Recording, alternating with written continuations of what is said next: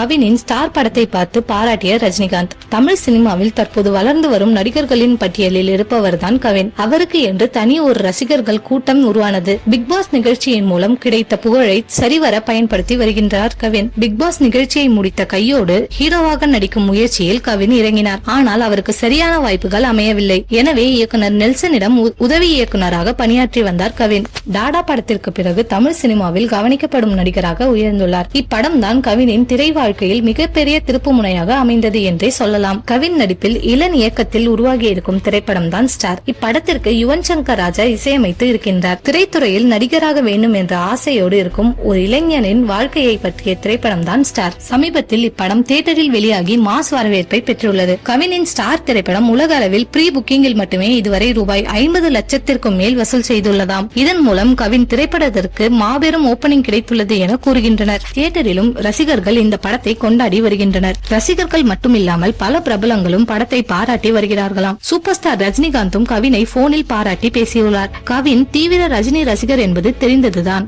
Jailer படத்தின் audio விழாவில் தொகுப்பாளராக ஆசைப்பட்டு செய்தார். தற்போது சூப்பர் ஸ்டாரின் வாழ்த்து கிடைத்துள்ளதால் செம்ம கொண்டாட்டத்தில் இருக்கிறார்.